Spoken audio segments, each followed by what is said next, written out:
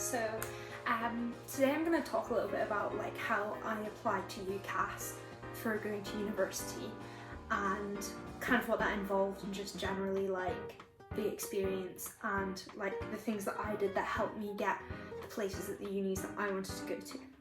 So I just want to say before I start, like, this is obviously just my experience.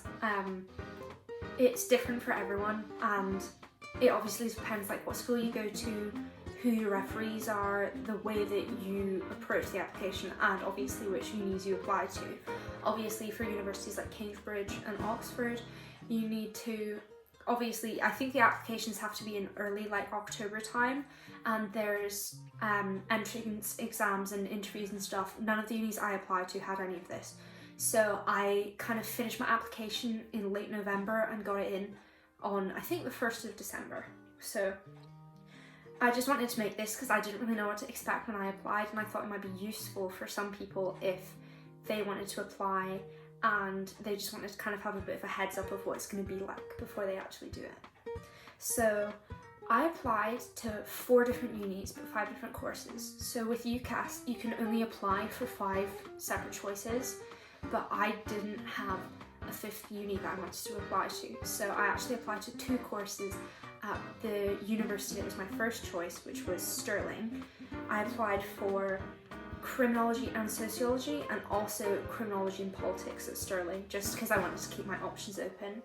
And then I also applied for criminology at Edinburgh Napier, sociology and social anthropology at the University of Edinburgh, and criminology and sociology at Abertay University. So I made those choices based on my favourite subject throughout school had always been modern studies, and I'd always enjoyed the crime and law side of it the most, and also I started studying politics as a higher for 6th year and I was really enjoying it. So I thought that maybe to open up a new window, trying or at least applying for a politics course might be interesting, because obviously I didn't know what I was going to get into when I applied, so I thought I would just keep my options open. But in terms of the qualifications I had when I was applying, I was in 6th year, so I hadn't sat my last set of exams yet, even though they got cancelled anyway. But I had, for Nat 5s, I had a C at maths, a B at chemistry, and then A's for English, French, Spanish, and modern studies. So I know it sounds kind of stupid, because Nat 5s you're often told, oh, it's only National 5, you don't need to worry so much about your result. But I was really scared because I had my C and my B. In my head I thought that was going to mean that they were going to like put me to the bottom of the pile. And then for hires I had a B for Spanish, a B for French, a B for chemistry, and then A's for English and modern studies, which I also thought, because we didn't actually sit exams this year because of COVID. When I got my exam results in for my hires, I was really scared because I think it's the way that I work, but like when I did my Nat 5s, I knew that I didn't do that well in my prelims, and that would kind of motivate me to do more work before the final exams, because obviously they're more important, that's what your grade is based on. So when I did my prelims, I was like, okay, the results aren't very good, but that's fine, because I'll just work harder for my final exams. And then the final exams got cancelled. So that kind of ruined the plans. There was like a whole mix up with one of my prelims as well, which basically ruined the whole thing. And I was kind of devastated.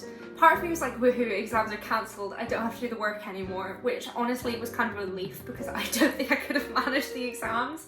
But I didn't know what I was going to do. I was really scared, and I thought having 3 Bs was going to like ruin my application chances.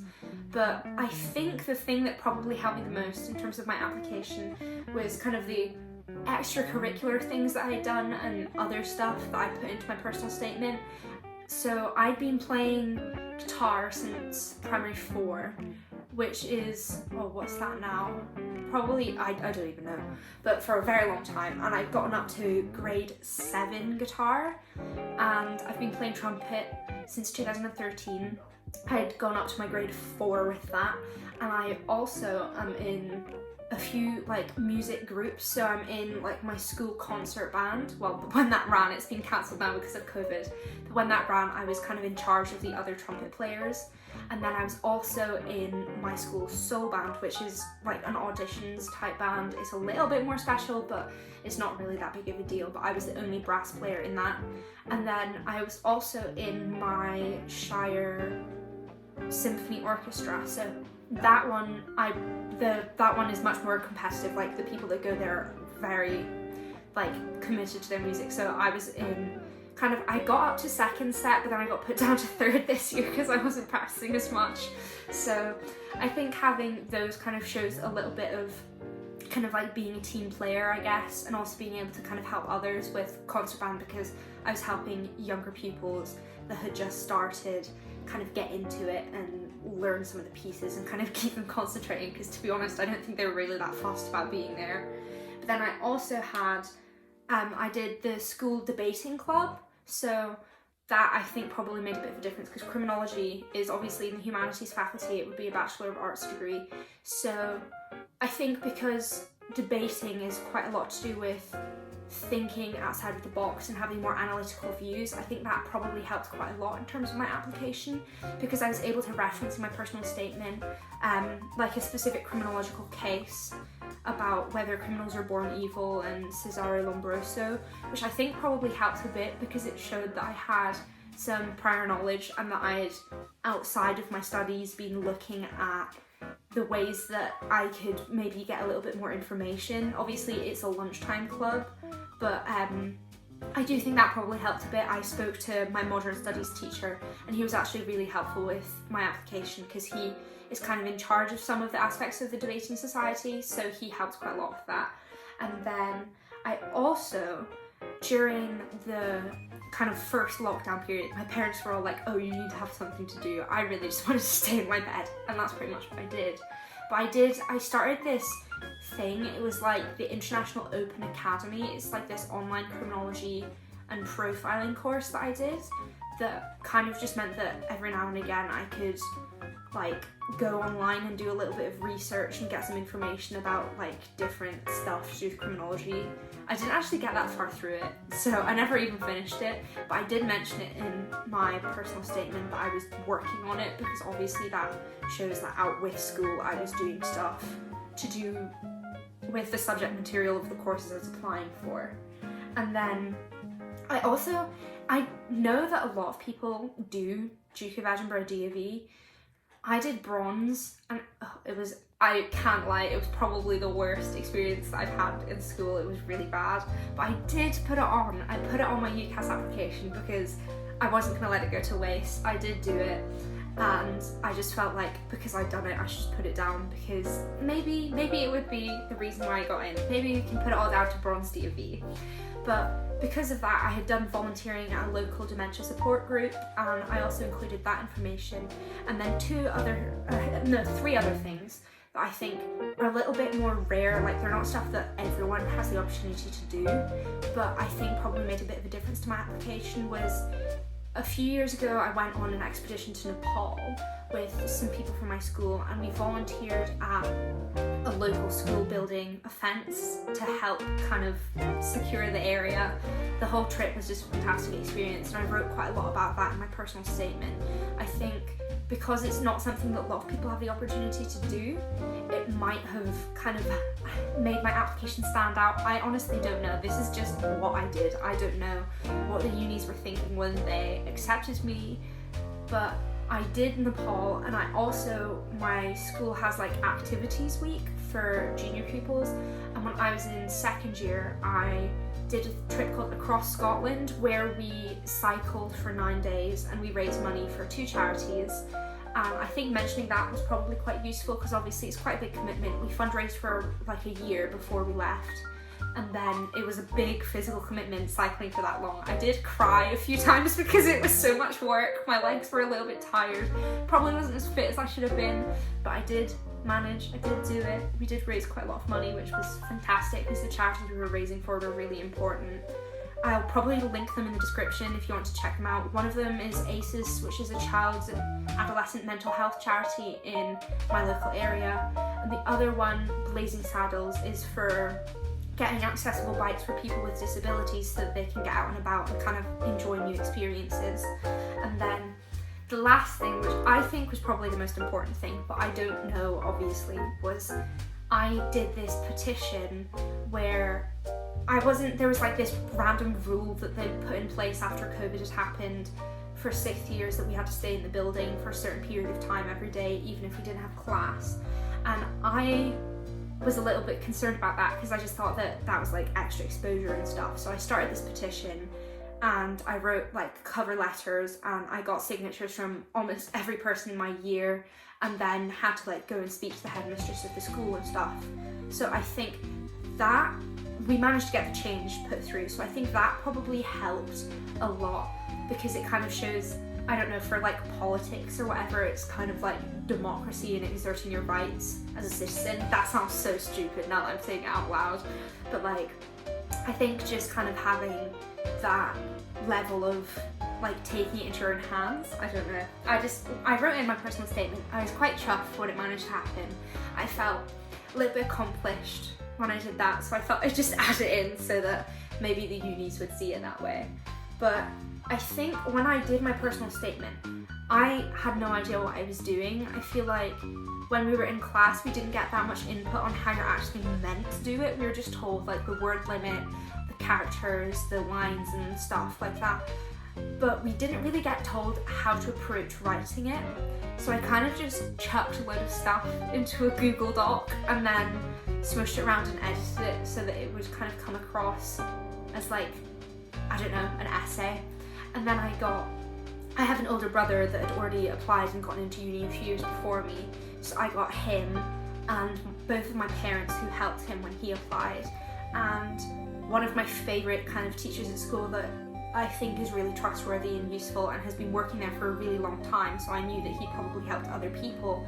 I got him to also look over my personal statement so that I could kind of get some advice from people that already knew what it was like to apply and what a personal statement should look like, because I had absolutely no idea what I was doing. And I also got one of my friends, and shout out to Kat, she is studying advanced higher English this year, so I got her to look over my personal statement because she has a fantastic vocabulary, and I knew that I didn't do a very good job of writing it, and the advanced higher English department had kind of gone over some of this stuff with their pupils, so that was a huge help. I really think that the before and after from when we edited it together probably was quite drastic. So I do think that getting loads of different people to look at it probably made a big difference to get like a final product, because when you read the same thing over and over again, eventually you start like skipping bits and whatever. I don't know how it works for every different school, but the school that I'm at, we do like references where you have a sheet that you hand to your teachers for the subjects you're studying this year, and they write a little bit about you and why you're a good student, and they have to give you predicted grades for what they think you'll get for the year that you're studying in the subject that you're doing. So I think a lot of people, when they did that, just gave it to their teachers and did that, and that's totally fine, like that's what you were told to do. But I also asked my teachers for guitar and trumpet because I'd known them since I was in primary school. I had a good relationship with them, I've been working with them for years, so they kind of had a bit of a better knowledge of me, because you have to get some of this stuff in quite early in the year, so the teachers that you have in that year probably don't know you as well. So I thought that just having input from people that I'd known for longer would probably help me a little bit in terms of getting like a proper actual like view of who I am, which is really weird to get like random people to write about you and tell universities why they should accept you. But you get all of those references, and then your referee, who was my guidance teacher, like puts it all together and sends it away. So that was kind of the whole process of getting it done. Obviously years before, like you've got to do all of your studying for exams and extracurriculars and stuff. Those are commitments that you have to do. You can't just like in Essex be like, okay, this year I'm applying to uni, I'm going to start doing every single club, because obviously you kind of need to show that your commitment, and if you've not really been doing it for that long, like it kind of comes across that way in your application. But once I kind of got all of that put away, it was so weird. Like, I had a friend that applied a few days before me, and they got their offer back literally within 24 hours from Stirling, which is my dream university. That's the one that I wanted to go to. It was my first choice, and it really freaked me out. I was like, oh my god, no, they've given their application so early, that means that they've already given them all the way, I'm not going to get in, which obviously isn't true.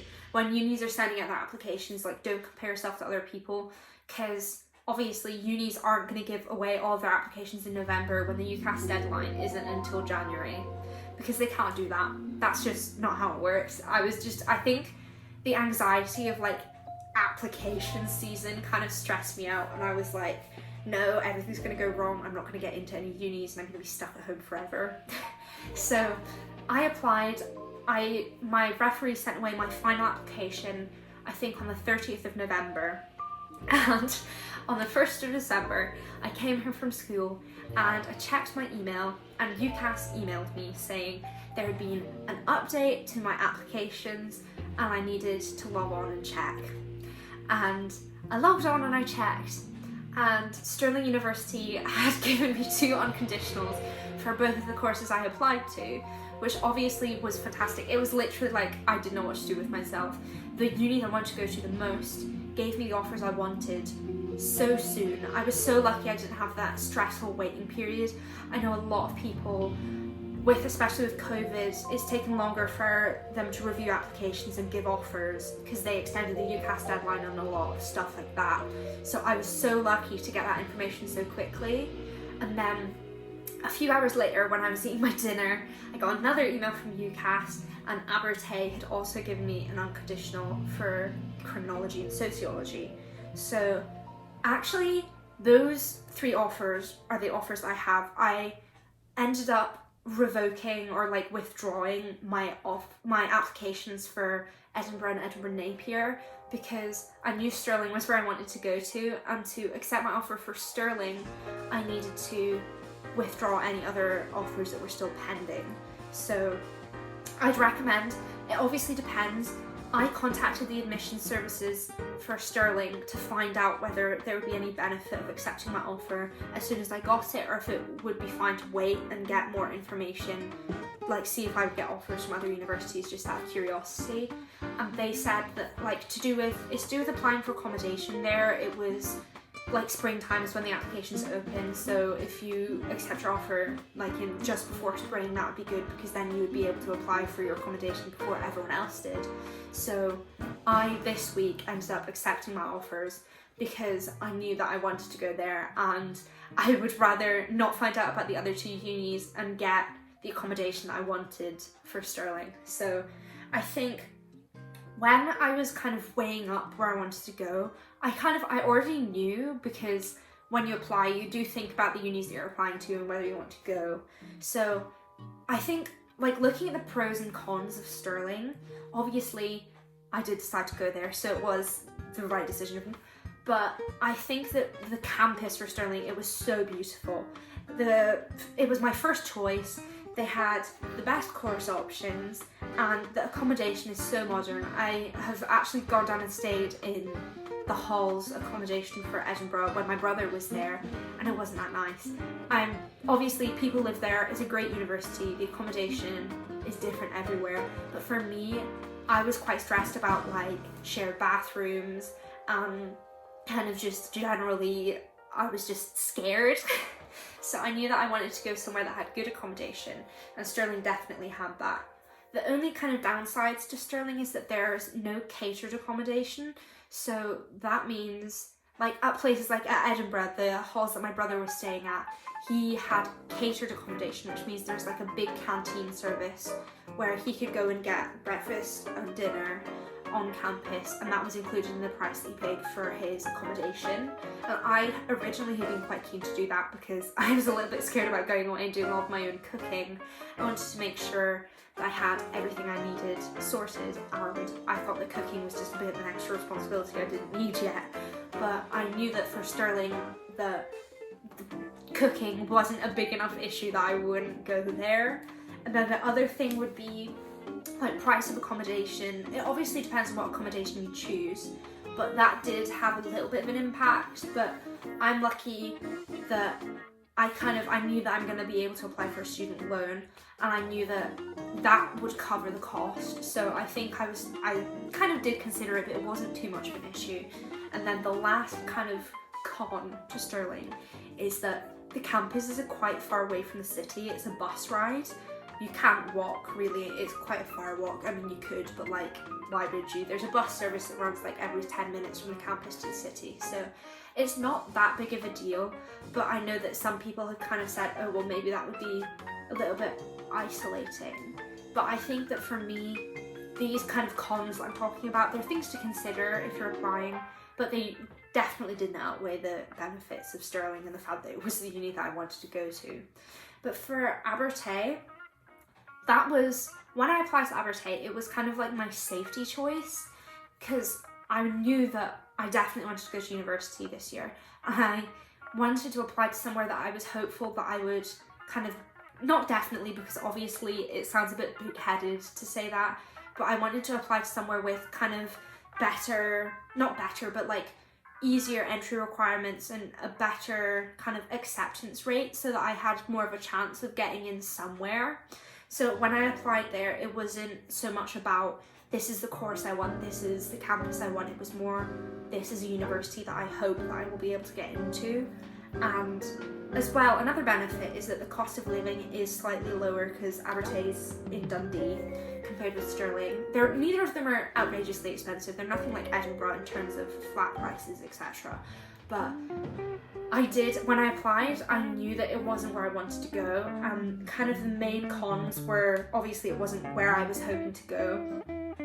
Dundee isn't the city I was hoping to live in. And when I applied, like when you apply for kind of like a safety school, you're not applying because it's your dream, you're applying because you want to make sure that you have an option. So I knew that I never really wanted to go there. I was only applying because I needed to make sure that I was going to do something that was kind of more reasonable in terms of my expectations, especially because when I applied, I really didn't think that I was going to get in. I was so scared because of exam results and just generally COVID, and I was just scared because when I started secondary school, I thought I was like a star pupil. I thought I was going to get straight A's all the way through. I was going to be so smart, and obviously that isn't what happened. So I think I was really lucky, and this week I accepted my offer, so I'm planning on going to study criminology and politics at Stirling in September. And yeah, that's kind of my experience. I think it's super important, like when you watch videos like this and when you're doing research into other people's experiences applying to uni, you have to remember, like, people, when I'm making a YouTube video about this, I'm like talking about it, kind of glamorizing it, I guess. And it really depends on who you are, what you've done, and how you present yourself. Don't like compare yourself or think that this is exactly what you have to do to get in, because I honestly, I don't know. Like, unis don't tell you, we chose you because you did this or that. I just hoped that what I did was what they would like, and I was lucky that that was the case. So obviously listen to the guidance of your teachers at school and people that you trust and know, because that's the most important thing. And generally just don't stress too much. That is kind of a hypocritical thing for me to say because I was really stressed. But once you send off your UCAS application, easier said than done. Don't do what I did. I was refreshing my email like every 10 minutes because I just wanted to know so badly. And I know people that applied at the same time as me that still haven't heard back. And I think you just need to kind of just do what you think is right and just trust that you've done as much as you can, and a lot of it is up to chance. So don't like hold yourself to ridiculous expectations or like value yourself based on what you get and like your exam results and offers, because it's so important not to like overly criticize yourself about these things, because as much as it is important, it's also not going to be the end of the world if you don't get in. I know it's easier to say once you've gotten in, but it is just, you shouldn't, don't like, I'm rambling a bit, but just remember that none of it is that important, and you can always reapply and try again.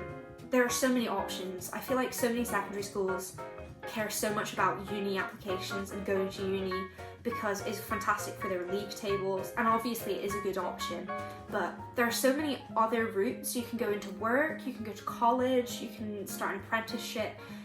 There are so many avenues that you can go down after secondary school, and it's so important not to just think that university is the only option and that is like final. Like if you don't get what you want first try, that like it's the end of the world, because it's really not. I know that's so easy for me to say now, but like speak to your guidance teachers and speak to the people that you know that are helping you with applications. And if you're not 100% sure, it's obviously, you can still apply, but it is useful to kind of do research into other things that you can do instead of going to uni, because I mean it is weird to apply for like to decide your future when you're 17, but it is important to kind of get it organised sooner rather than later, because it's just a big stress, and to get out of the way, especially I think if you can get it done before the winter break, that's usually really good, because it's not nice to be stressing over like the holiday season and whatever. So yeah, that's my tips. Obviously they're all subjective. I'm not a university applications board. I don't know what they actually do to decide, but that was my experience, and I hope this has maybe been a little bit helpful. So thank you.